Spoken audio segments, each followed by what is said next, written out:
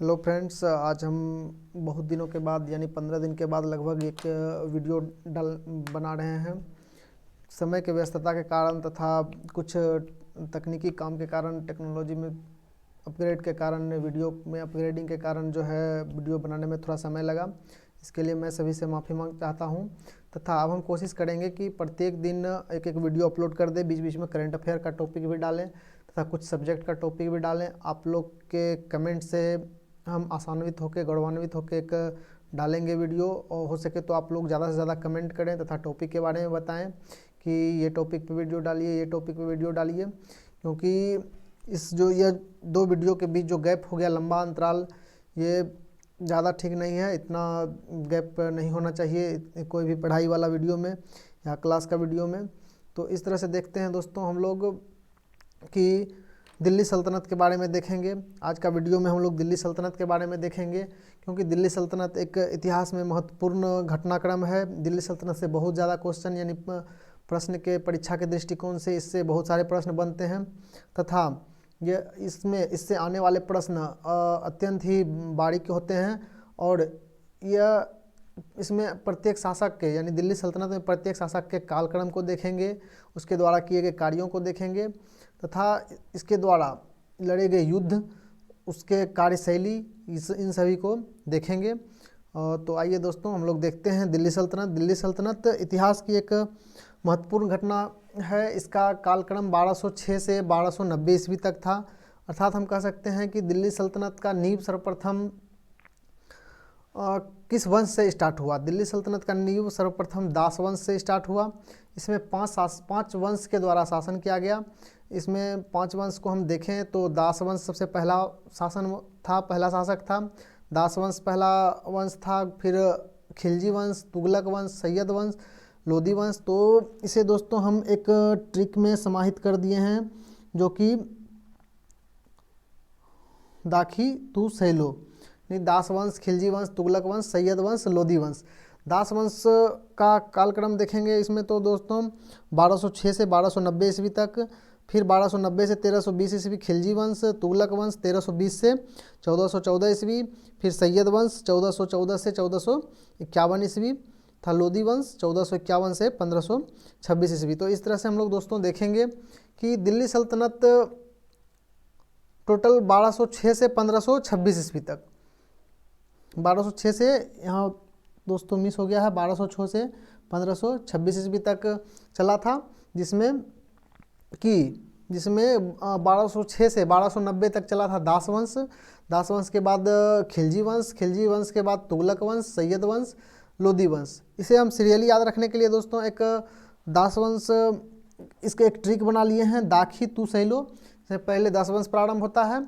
अब देखेंगे कि दास वंश का अन्य नाम गुलाम वंश, ममलुक वंश, दास वंश को ही गुलाम वंश भी कहते हैं और ममलुक वंश भी कहते हैं। दास वंश में कई सारे शासक शासन किए। इसमें ज़्यादातर यानी 3 दास होने के कारण, गुलाम होने के कारण इस वंश का नाम दास वंश पड़ा।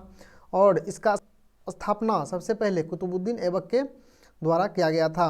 अर्थात हम कह सकते हैं कि मोहम्मद गोरी के 3 प्रमुख गुलाम थे, कुतुबुद्दीन ऐबक, यालदोज और कुबाचा।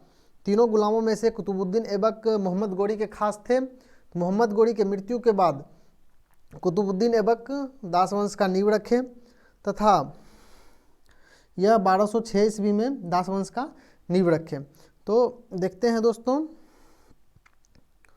गुलाम वंश तथा दास वंश तथा ममलुक वंश, जो कि 1206 से 1290 ईस्वी तक चला इसका शासन। इसमें हम लोग देखेंगे कि 1206 से 1210, 1210 से 1211, 1211 से 1236, 1236 में रुकनुद्दीन फिरोज आया, फिर 1236 से 1240। इस प्रकार देखेंगे 1290 तक में कौन कौन शासक कितना कितना दिन तक शासन किया। इसे भी हम एक छोटा ट्रिक के रूप में याद कर लें, या फिर किसी को डायरेक्ट याद होता है, डायरेक्टली याद रहता है तो उस तरह से याद रखें।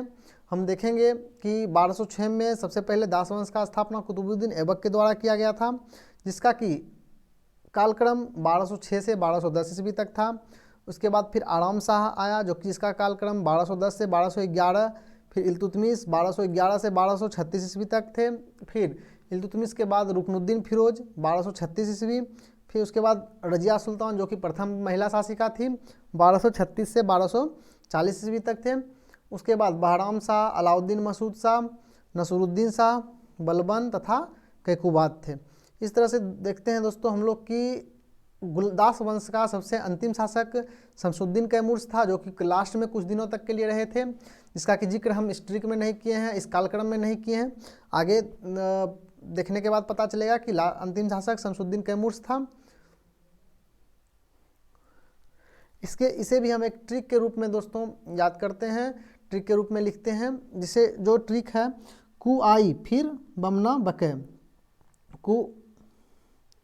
कु आई फिर बमना बकै। तो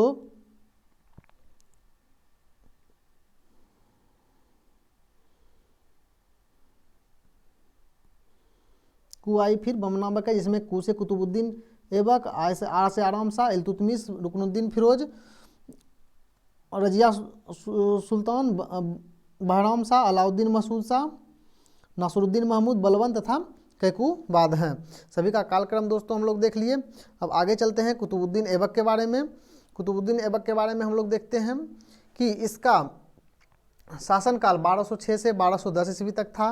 इन्होंने अपने शासन में कभी भी सुल्तान का उपाधि धारण नहीं किए थे, अर्थात हम बोल सकते हैं कि दिल्ली सल्तनत में प्रथम सुल्तान का उपाधि धारण करने वाले शासक इल्तुतमिश थे।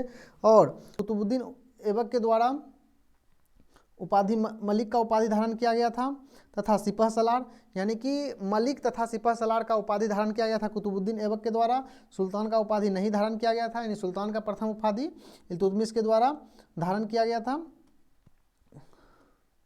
और इसका अन्य नाम हातिम, कुरान खान तथा लाख बख्श था। हातिम इनका नाम इसलिए था क्योंकि ये गरीब पर दया भाव रखते थे, गरीब के प्रति दया भाव रखते थे, इसलिए इनका नाम हातिम था। कुरान खान इसका नाम इसलिए था क्योंकि इनके द्वारा कुरान का जानकारी, इसे संपूर्ण कुरान का ज्ञान था, यह संपूर्ण कुरान के ज्ञाता थे, इसलिए इसे कुरान खान कहा जाता था। तथा लाख बख्श इसे इसलिए कहा जाता था क्योंकि ये दान लाखों में करते थे, अर्थात इसे लाख बख्श कहा जाता था। लाख बख्श कहने वाले इसे उसी के दरबार में रहने वाले एक मिनहाज उस सिराज थे, जो कि इसे लाख बख्श के नाम से पुकारते थे, क्योंकि यह लाखों का दान करते थे, इसीलिए इसे लाख बख्श के नाम से जाना जाता था। इनके दरबार में मिनहाज उस सिराज नाम के दरबारी रहते थे, जिनका कि पुस्तक का लेखक तबकाते नासिरी था, जो कि बहुत ही महत्वपूर्ण पुस्तक है इतिहास का। इसके बारे में बार बार परीक्षा में पूछा भी जाता है कि तबकाते नासिरी पुस्तक के लेखक कौन है, तो मिनहाज उस सिराज। इसके दरबार में एक अन्य दरबारी भी थे, हसन निजामी, जिनका कि पुस्तक का नाम ताज उल नासिर है। तो हम देखते हैं दोस्तों यहाँ पे दो पुस्तक है, एक तबकाते नासिरी, एक ताजुल नासिर। तबकाते नासिरी पुस्तक के लेखक मिनहाज उस सिराज हैं तथा ताजुल नासिर पुस्तक के लेखक हसन निजामी हैं। अब देखते हैं दोस्तों एक 2.5 दिन का झोपड़ा कुतुबुद्दीन ऐबक के द्वारा मुख्य रूप से एक मस्जिद का निर्माण करवाया गया, जिसे 2.5 दिन का झोपड़ा कहा गया। यह अजमेर में स्थित है। इसका निर्माण 2.5 दिन में हो जाने के कारण, अर्थात 2.5 दिन में कोई भी मस्जिद का निर्माण नहीं हो सकता है, परंतु इसका निर्माण 2.5 दिन में हो जाने के कारण इसे 2.5 दिन का झोपड़ा कहा गया, जो कि अजमेर में स्थित है। 2.5 दिन का झोपड़ा पहले एक विद्यालय के रूप में था, जिसे कि संग्राम राज के द्वारा बनवाया गया था। 2.5 दिन का झोपड़ा एक विद्यालय के रूप में था, जिसे संग्राम राज के द्वारा बनवाया गया था। उसी विद्यालय को इन्होंने मस्जिद में परिणत कर दिया, जिसे कि 2.5 दिन में परिणत कर दिया। इसे 2.5 दिन का झोपड़ा कहा जाने लगा, अर्थात 2.5 दिन का झोपड़ा जो कि अजमेर में है, इसे कुतुबुद्दीन ऐबक के द्वारा बनवाया गया। कुबत उल इस्लाम मस्जिद, जो कि दिल्ली सल्तनत का पहला मस्जिद था, कुबत उल इस्लाम मस्जिद, यह भी कुतुबुद्दीन ऐबक के द्वारा बनवाया गया। कुतुब मीनार, जो कि दिल्ली में अवस्थित है, 5 मंजिला इमारत है कुतुब मीनार, यह भी कुतुबुद्दीन ऐबक के द्वारा बनवाया गया, परंतु कुतुब मीनार का 2 मंजिल ही कुतुबुद्दीन ऐबक के द्वारा बनवाया गया है, शेष 3 मंजिल इल्तुतमिश के द्वारा पूरा करवाया गया। अर्थात हम कह सकते हैं कि कुतुब मीनार का निर्माण प्रारंभ, अर्थात हम कुतुब मीनार का नींव डाला गया कुतुबुद्दीन ऐबक के द्वारा, जिसे कि 2 मंजिल तक कुतुब मीनार का 2 मंजिल कुतुबुद्दीन ऐबक के द्वारा बनवाया गया। तथा इसका राजधानी लाहौर था, यानी कुतुबुद्दीन ऐबक ने अपने दासवंश का राजधानी लाहौर रखा, जो कि अभी वर्तमान में पाकिस्तान में पड़ता है। लाहौर रावी नदी के तट पे है। और इनके गुरु बख्तियार काकी थे, कुतुबुद्दीन ऐबक के गुरु बख्तियार काकी थे। और ऐबक का मकबरा भी लाहौर में ही अवस्थित है। कुतुबुद्दीन ऐबक का मकबरा लाहौर में अवस्थित है। आगे देखते हैं दोस्तों, आगे शासक आया। अब हम ट्रिक पे को याद करते हैं, तो ट्रिक हम बोले थे कु आई फिर बमना बकै, यानी दास वंश के शासक का देखते हैं तो कु आई फिर बमना बकै। तो हम देखते हैं आराम शाह 1211 ईस्वी में शासन किया। 1206 से 1210 कुतुबुद्दीन ऐबक का शासन था। 1211 ईस्वी में आराम शाह का शासन आया। आराम शाह कोई खास शासक नहीं था, इन्होंने अपने समय में कुछ खास नहीं किए, अर्थात आराम शाह को इल्तुतमिश के द्वारा हटाकर खुद गद्दी पे बैठा गया। अर्थात हम कह सकते हैं कि आराम शाह दिल्ली सल्तनत का एक अयोग्य शासक था, जिसके कारण इल्तुतमिश को गद्दी पे बैठना पड़ा। और इल्तुतमिश शमसी वंश के शासक थे, इल्तुतमिश शमसी वंश के शासक थे। और यह इसका कालक्रम 1211 से 1236 ईस्वी तक था, जिसे में इल्तुतमिश को गुलामों का गुलाम कहा जाता था, क्योंकि यह एक गुलाम के द्वारा खरीदा गया गुलाम था। अर्थात हम कह सकते हैं कि कुतुबुद्दीन ऐबक का गुलाम कौन था? इल्तुतमिश था, जबकि कुतुबुद्दीन ऐबक मोहम्मद गौरी का गुलाम था। अर्थात इसे गुलामों के गुलाम के नाम से जानते हैं। अर्थात हम कह सकते हैं कि इल्तुतमिश को गुलामों के गुलाम के नाम से जानते हैं। अर्थात कुतुबुद्दीन ऐबक, याल्दोज तथा कुबाचा, मोहम्मद गौरी को के जो 3 प्रमुख गुलाम थे, कुतुबुद्दीन ऐबक, याल्दोज तथा कुबाचा, जिसमें कि कुतुबुद्दीन ऐबक को दिल्ली सल्तनत दिया गया था, दिल्ली सल्तनत पे दास शासन करने के लिए दिया गया था। उसमें एक याल्दोज जो गुलाम थे, उसे सन 1215 ईस्वी में किसके द्वारा? इल्तुतमिश के द्वारा पराजित किया गया, जिसे कि तराइन का तृतीय युद्ध के नाम से जानते हैं। अर्थात हम कह सकते हैं कि तराइन का तृतीय युद्ध कब हुआ? तो 1215 ईस्वी में हुआ। और किसके किसके बीच हुआ? तो इल्तुतमिश और याल्दोज के बीच में हुआ, जिसमें कि इल्तुतमिश याल्दोज को पराजित कर दिया। अर्थात हम कह सकते हैं कि तराइन के तृतीय युद्ध में 1215 ईस्वी में हुआ, इसमें याल्दोज को पराजित किया गया। इल्तुतमिश के द्वारा याल्दोज को पराजित कर उन्होंने सुल्तान की उपाधि धारण की, यानी दिल्ली सल्तनत का प्रथम ऐसा शासक जिन्होंने दिल्ली सुल्तान की उपाधि धारण की। तथा इन्होंने अपने नाम का खुतबा भी पढ़वाया, और इन्होंने अपनी राजधानी यानी लाहौर से राजधानी को स्थानांतरित करके परिवर्तित करके दिल्ली बना दिया। यह दिल्ली सल्तनत में शासक बनने से पहले यह बदायूं का सूबेदार था। बदायूं जो कि उत्तर प्रदेश में था, यह बदायूं का सूबेदार था। इनके द्वारा चांदी का टंका तथा तांबा का जीतल प्रारंभ किया गया। मुद्रा के रूप में चांदी का टंका तथा तांबा का जीतल प्रारंभ किया गया। इसे गुंबद तथा मकबरा निर्माण का जनक भी कहा जाता है। अर्थात हम कह सकते हैं कि इल्तुतमिश को गुंबद तथा मकबरा निर्माण का जनक कहा जाता है। इन्होंने अपना पुत्र नासिरुद्दीन का मकबरा सुल्तानगढ़ी में बनवाया। सुल्तानगढ़ी यह शुद्ध इस्लामिक पद्धति में बना पहला मकबरा था। अर्थात हम कह सकते हैं कि इसके पहले भी यहाँ मकबरा था, परंतु शुद्ध इस्लामिक पद्धति में बना पहला मकबरा इल्तुतमिश अपना पुत्र नासिरुद्दीन का मकबरा कहाँ बनवाया था? सुल्तानगढ़ी में बनवाया था। इन्होंने एक पद्धति चलाई, एक परंपरा चलाया, जिसमें कि न्याय मांगने के लिए, जिसमें कि जो भी व्यक्ति न्याय मांगेंगे, न्याय मांगने के लिए लाल वस्त्र पहनने की परंपरा चलाया। यानी जो व्यक्ति न्याय मांगने के लिए किसी के शासक के पास जाएंगे, राजा के पास जाएंगे, तो वह लाल वस्त्र पहन कर जाएंगे। इससे उसकी पहचान हो जाएगी कि वो न्याय मांगने के लिए शासक के पास आया है। इन्होंने सबसे पहले वेतन के बदले भूमिदान प्रारंभ किया, जिसे कि इक्ता व्यवस्था कहते हैं। अर्थात हम कह सकते हैं कि इक्ता व्यवस्था का सर्वप्रथम जनक, इक्ता व्यवस्था का प्रारंभ किसके द्वारा किया गया? तो इल्तुतमिश के द्वारा किया गया। इक्ता व्यवस्था में होता क्या है? तो वेतन के बदले भूमि देना इक्ता व्यवस्था कहलाता है।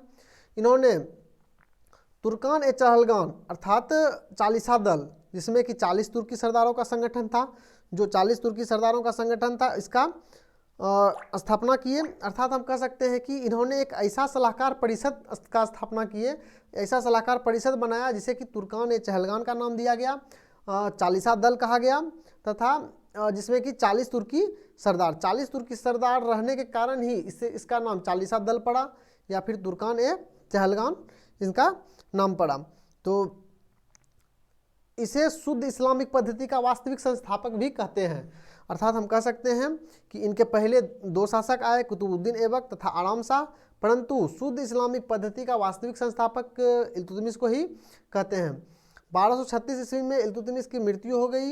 इन्होंने अपने जीवन काल में, इन्होंने अपने जीवन काल में ही रजिया सुल्तान को अपना उत्तराधिकारी नियुक्त कर दिए थे। इन्होंने जब जीवित थे यानी 1236 ईस्वी से पहले ही अपना उत्तराधिकारी किसे नियुक्त कर दिए थे? रजिया सुल्तान। रजिया सुल्तान भारत की प्रथम महिला शासिका थी, परंतु इल्तुतमिश की मृत्यु के बाद जो उन्होंने एक सलाहकार परिषद का गठन किया था, चालीसा दल का गठन किया था, जिसका कि नाम तुर्कान चहलगान था। इन्होंने रजिया सुल्तान को शासक न बनाकर रुकनुद्दीन फिरोज को शासक बना दिया। अर्थात हम कह सकते हैं कि इन्होंने रजिया सुल्तान को शासक न बनाकर रुकनुद्दीन फिरोज को शासक बना दिया। तो जब रुकनुद्दीन फिरोज को शासक बना दिया गया तो यह रजिया के साथ अन्याय हुआ, गलत हुआ। तो रजिया ने स्वयं न्याय के लिए इन्होंने खुद लाल वस्त्र पहनकर मस्जिद के आगे चली गई। इन्होंने स्वयं न्याय के लिए लाल वस्त्र पहनकर मस्जिद के आगे चली गई और वह न्याय का मांग करने लगी। न्याय का मांग किससे करने लगी? तो वो जो रुकनुद्दीन फिरोज को शासक बनाया गया था, शासक से न्याय का मांग करने लगी, तथा उसमें जो सलाहकार परिषद थे तुर्कान चहलगान, चालीसा दल, उससे न्याय का मांग करने लगी। लाल वस्त्र पहनकर मस्जिद के आगे चली गई। इससे जनता के हस्तक्षेप के बाद, जनता का हस्तक्षेप हुआ कि क्यों ऐसा हुआ, जब उत्तराधिकारी रजिया सुल्तान थी तो शासक रुकनुद्दीन फिरोज क्यों बन गया, तब जनता के हस्तक्षेप के बाद वह फिर से शासिका बनी। अर्थात हम कह सकते हैं कि रजिया ने लाल वस्त्र पहनकर मस्जिद के आगे जब चली गई तो जनता के हस्तक्षेप के बाद चालीसा दल को, तुर्कान चहलगान को मजबूरी में रजिया सुल्तान को शासक बनाना पड़ा। तो आइए दोस्तों फिर देखते हैं अब रजिया सुल्तान के बारे में। यानी कि रुकनुद्दीन फिरोज के बाद रजिया सुल्तान 1236 से 1240 ईस्वी यानी 4 वर्ष तक शासन की और यह भारत की पहली महिला शासिका थी और यह एक बहुत महत्वपूर्ण और महान शासक में इसका गिनती होता है। परंतु इसके कुछ असफलताओं के कारण यह एक महान शासक में नहीं आने लगी, नहीं गिनती होने लगा इनका। इसे हम देखते हैं कि यह एक ऐसा प्रथम महिला शासिका थी जो कि पुरुषों की भांति वस्त्र पहनकर शासन करती थी। यानी कि हम कह सकते हैं कि पुरुषों के भांति ड्रेस पहनकर, पुरुषों की भांति चाल चलन से यह शासन करने लगी, जो कि 40 तुर्क सरदारों को पसंद नहीं था। अर्थात 40 तुर्क सरदार में कौन हुए? तुर्कान चहलगान, चालीसा दल जो सलाहकार परिषद थे, जो इल्तुतमिश के द्वारा गठन किया गया था, सलाहकार परिषद, तुर्कान चहलगान, चालीसा दल। उस 40 तुर्क सरदारों को रजिया सुल्तान की इस तरह की वेशभूषा यानी पुरुषों की भांति चलन व्यवहार, वह वेशभूषा वह पसंद नहीं था। अर्थात इसी के कारण से रजिया सुल्तान एक असफल शासिका रही, क्योंकि तुर्कान चहलगान को मजबूरी में उसे शासक बनाया गया था और रजिया सुल्तान का पुरुषों की भांति चलना, वस्त्र पहनकर इधर उधर निकलना उसे पसंद नहीं था। रजिया सुल्तान के बारे में बोला जाता है कि इसका दिल्ली के मलिक याकूत के साथ रजिया के घनिष्ठ संबंध थे। रजिया के घनिष्ठ संबंध दिल्ली के मलिक याकूत के साथ थे और इस तवर हिंद जो कि वर्तमान में पंजाब में है, तवर हिंद के इक्तादार मालिक यानी तवर हिंद के इक्तादार मलिक अल्तुनिया जो है, यह रजिया की अधीनता को मानने से इनकार कर दिया। अर्थात यह स्वतंत्र राष्ट्र का मांग कर दिया या स्वतंत्र होने का घोषणा कर दिया अपने आप में, या इनके अधीनता को मानने से इनकार कर दिया, जिससे रजिया क्षुब्ध होकर, गुस्सा होकर उस पर आक्रमण कर दिया। परंतु युद्ध में जब रजिया और अल्तुनिया में युद्ध हुआ तो युद्ध में खुद को हारता देखकर, रजिया सुल्तान खुद को हारता देखकर, खुद को कमजोर पड़ता देखकर इन्होंने रजिया ने अल्तुनिया से विवाह कर लिया। यानी तवर हिंद के गवर्नर जो थे अल्तुनिया, उससे रजिया सुल्तान ने विवाह कर लिया। परंतु रास्ते में तवर हिंद के रास्ते से दिल्ली की ओर लौटते हुए, तवर हिंद से दिल्ली की ओर लौटते हुए रास्ते में लौटते समय हरियाणा के कैथल के समीप, कैथल एक जगह का नाम है जो कि हरियाणा में अवस्थित है, हरियाणा के कैथल के समीप डाकुओं के द्वारा दोनों की हत्या कर दी गई।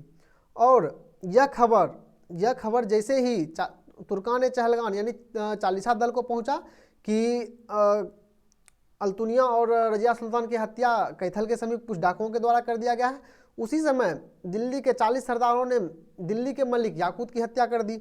अर्थात हम कह सकते हैं कि रजिया सुल्तान का शासन पूरी तरह से यहाँ खत्म हो गया।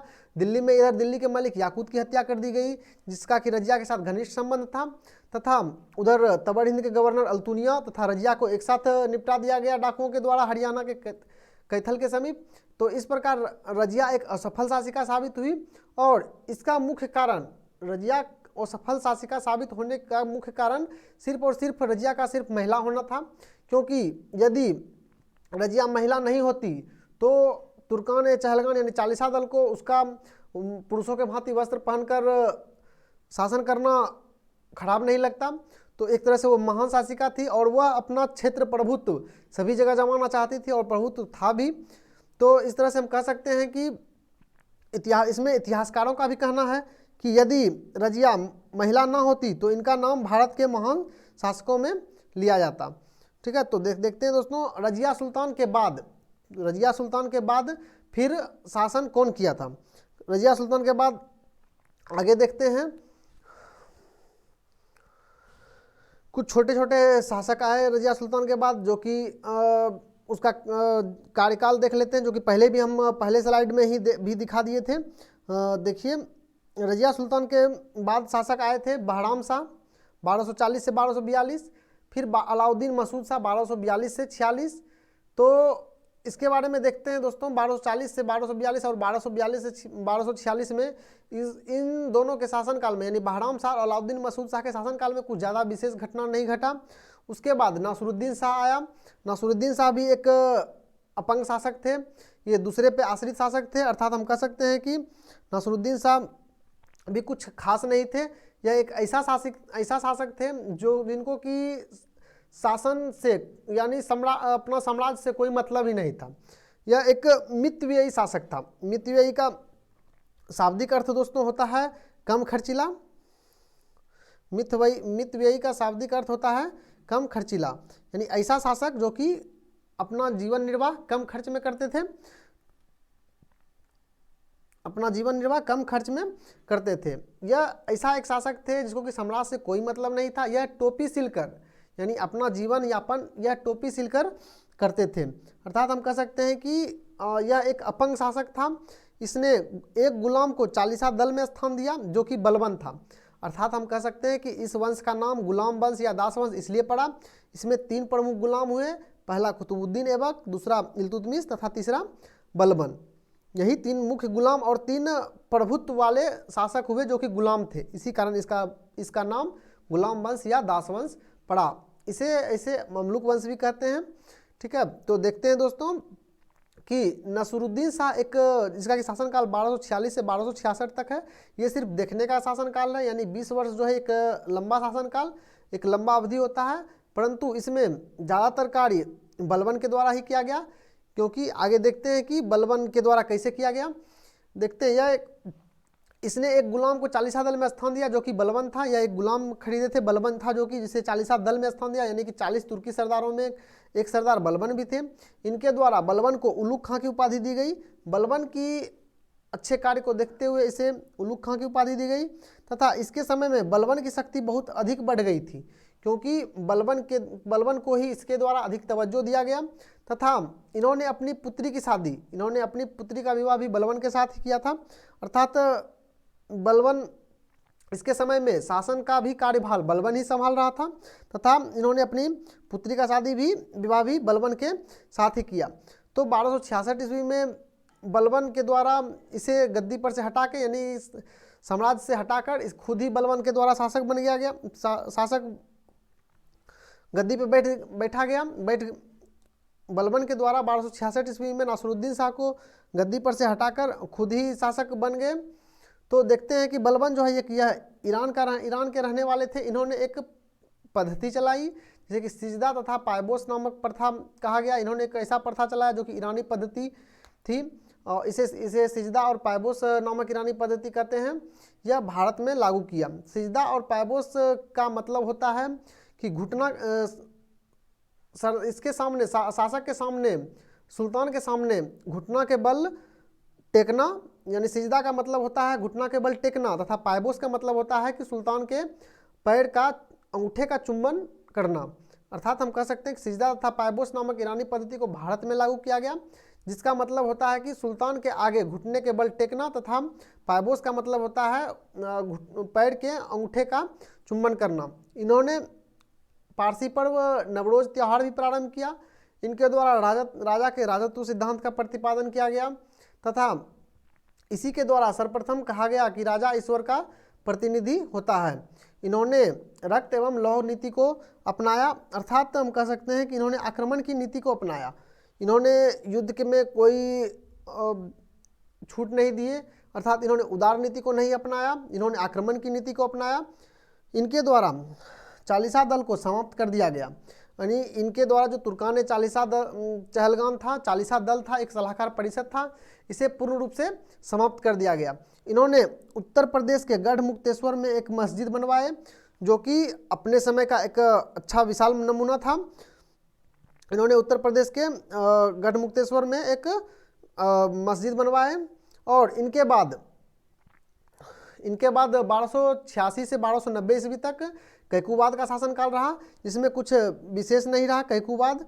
तथा कैकुबाद के बाद सबसे अंतिम शासक, कैकुबाद के बाद सबसे अंतिम शासक यानी 1290 ईस्वी में, अर्थात हम कह सकते हैं कि दास वंश का सबसे अंतिम शासक, तो अंतिम शासक कौन था? क्यूमर्स, क्यूमर्स सबसे अंतिम शासक क्यूमर्स था।